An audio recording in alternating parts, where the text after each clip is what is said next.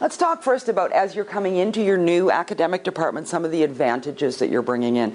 And these really are tremendous advantages. You've got energy and you're young.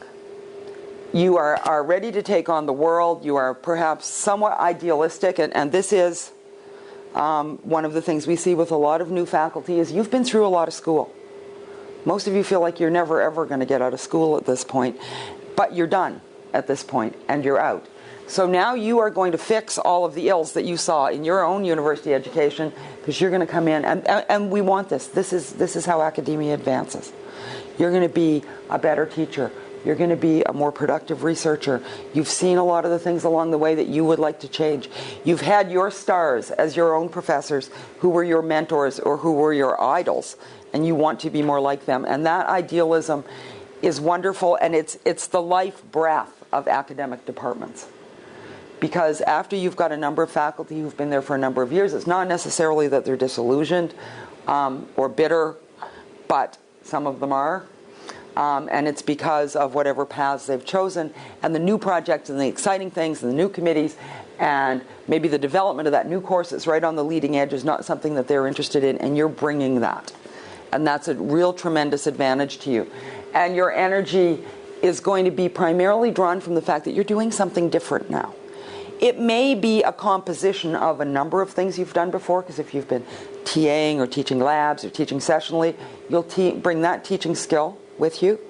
But you're also bringing your writing skills. You've been engaged in active scholarly research much more intensely perhaps than some of the other people will have been in your academic department. So you're bringing that recent experience with you. Also, most of you are walking into your departments much more technologically savvy than a lot of your colleagues that will already be there. One of the things we do at the EDC is we support all of the educational technology here at Carleton. And I've been here for 7 years. And it's really a tremendous shift that I've seen in the last 7 years from, sort of trying to encourage faculty members to, this, which is just a given now and nobody even thinks about PowerPoint. We're going to do a session this afternoon on teaching in the electronic age. But the tremendous amount of difference that I can see just in the number of faculty who automatically now, as they're hired and walk in, say, okay, which learning management system do you have? Oh, God, you've got WebCT. Okay. Not for long, because as some of you may know, WebCT is now a dinosaur, and we are looking at replacing it with something. But 7 years ago, our split for our just less than 20% of our faculty who had online support for their courses was 80% web pages, personal web pages, and 20% WebCT. That now is about 99% WebCT, a few personal web pages that usually launch out of WebCT, and it's not nearly as big a deal. We still have some of our most seasoned faculty members who are some of our biggest tech nuts who love using technology. We still have some younger faculty members who really don't want much to do with it. It adds a layer to your work. Once you're good and you're used to it and you're familiar with the environment, it can take a lot of work off your shoulders. But initially, it's work.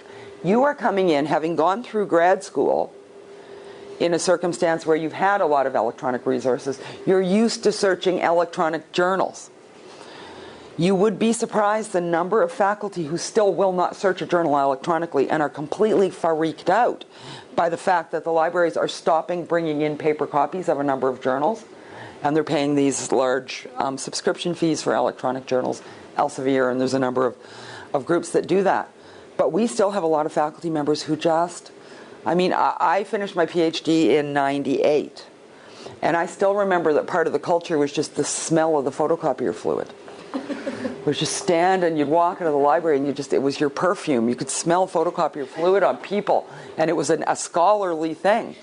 And a lot of that is different now, and you have not gone through that. You have had learning management systems, course management systems, in most of your universities that you've worked at, WebCT, Blackboard, Desire to Learn, Angel, Moodle, Sakai. You've had something probably to work with.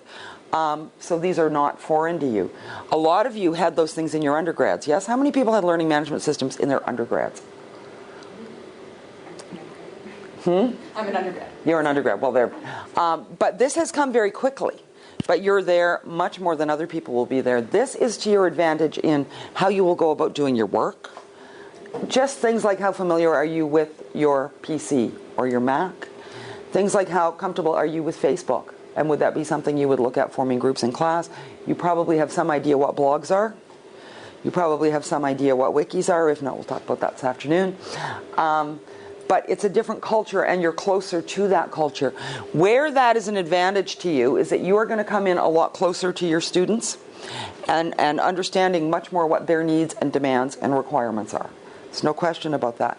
You also may become, and I've seen this in the last few years with our new faculty here at Carleton, you become the support system for the more seasoned faculty in your department, especially if you're going into a... How many of you are anticipating that you'll be going into a relatively small department because of your academic area? And that there may be, 3 or 4 or 5 other faculty members, that there's not going to be 40 and you're one of them. When you come into a small department, often what you'll find is that they haven't had a vacancy for a long time.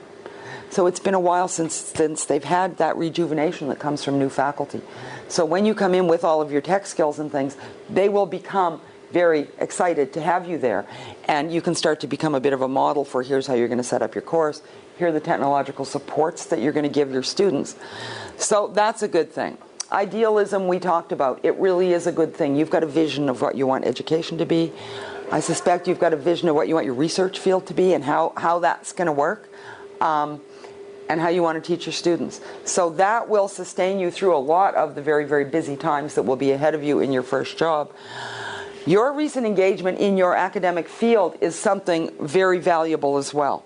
Because although you've honed your sights and you've sort of limited yourself to whatever your dissertation is on, especially by the last year or so, you have completed your comprehensive exams or your candidacies or whatever they call them at your university, which generally requires you to take a bit of a broader view of your field.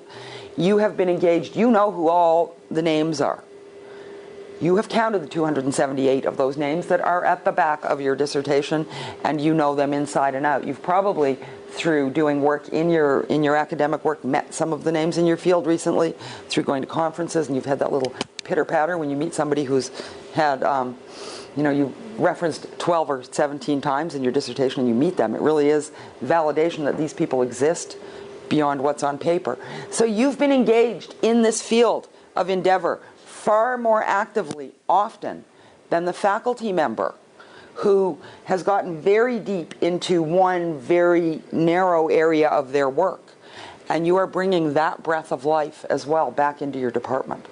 And that is a really tremendous thing for them to have in you, is that you're there and you're active and you're still keen and you've been reading a lot. Because what happens to us as we go into research and we sort of get busier and busier and go longer and longer down the path is that we tend to only read exactly what we need for certain things and certain people.